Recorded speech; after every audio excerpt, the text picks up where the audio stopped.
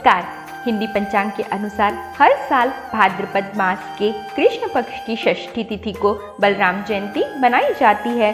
देश के विभिन्न भागों में इसे हल षष्ठी या बलराम जयंती को अलग अलग नामों से मनाते हैं। इसे हल छठ, पिन्नी छठ या खमर छठ भी कहते हैं। यह उपवास सामान्यतः माताएं अपने बालकों की लंबी आयु, सुख, समृद्धि के लिए रखती हैं। तो आइए जानते हैं बलराम जयंती के महत्व के बारे में। मुख्य रूप से हल षष्ठी का व्रत संतान सुख के लिए किया जाता है। इस व्रत को करने से संतान की दीर्घायु होने की कामना पूरी होती है। जो माताएं इस व्रत को नियम पूर्वक करती हैं, उनकी संतान को कभी भी कोई भी बाधा नहीं छू पाती। संतान की इच्छा रखने वाली माताओं के लिए भी ये व्रत विशेष रूप से फलदायी होता है। तो आइए जानते हैं हल षष्ठी व्रत की मान्यताओं के बारे में। इस व्रत की मान्यता यह है कि इस दिन बिना हल चली धरती से पैदा होने वाले अन्न का सेवन करना चाहिए।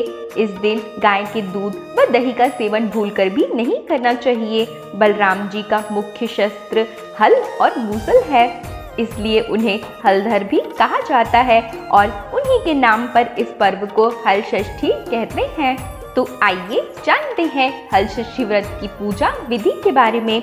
इस दिन प्रातःकाल स्नान आदि से निवृत्त होने के पश्चात पृथ्वी को लीपकर एक छोटा सा तालाब बना लें, जिसमें झरबेरी, पलाश, गुलर की एक एक शाखा बांधकर गाड़ दी जाती है और इसकी पूजा की जाती है। पूजन में सप्त अनाज, जिसमें मुख्य रूप से गेहूं, चना, धान, मक्का, ज्वार, बाजरा, जौ आदि को भूनकर चढ़ाया जाता है। इसके उपरांत एक हल्दी से रंगा हुआ वस्त्र और समस्त सुहाग सामग्री भी चढ़ाई जाती है। इस व्रत पर रात्रि जागरण का विशेष महत्व होता है।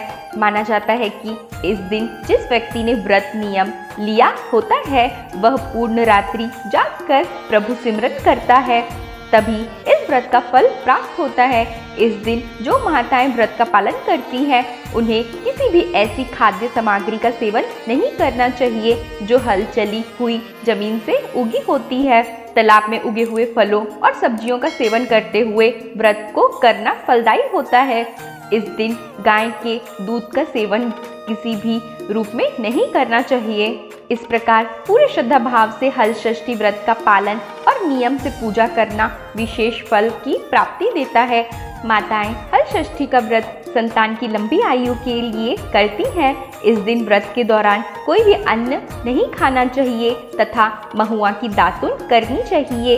हल षष्ठी व्रत में हल से जुती हुई अनाज या सब्जियों का इस्तेमाल नहीं करना चाहिए।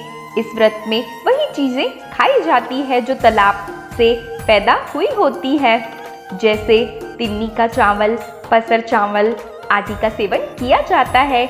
इस व्रत के दिन घर या बाहर कहीं भी दीवार पर भैंस के गोबर से छठ माता का चित्र बनाते हैं और उसके बाद गणेश और माता गौरी की पूजा की जाती है। महिलाएं घर में ही तालाब बनाकर उसमें झरबेरी, पलाश और कांसी के पेड़ लगाती हैं और वहां बैठकर पूजा अर्चना करनी चाहिए और हल षष्ठी की कथा भी जरूर सुननी चाहिए। इसके बाद प्रणाम करके पूजा समाप्त करनी चाहिए। तो आज हमने हल षष्ठी की पूजा विधि एवं उनके महत्वों के बारे में जानकारी प्राप्त की। हल षष्ठी की व्रत कथा के लिए आप डिस्क्रिप्शन बॉक्स में दिए हुए लिंक पर क्लिक करके आप हल षष्ठी व्रत कथा सुन सकते हैं। हमारे आने वाले वीडियोस की जानकारी प्राप्त करने के लिए आप हमारे चैनल को सब्सक्राइब करें। आशा है कि आपको हमारी सारी वीडियोस पसंद आ रही होंगी। आप कमेंट बॉक्स में अपनी राय अवश्य दें। इसी के साथ मैं अनामिका आप लोगों से विदा लेती हूँ। धन्यवाद।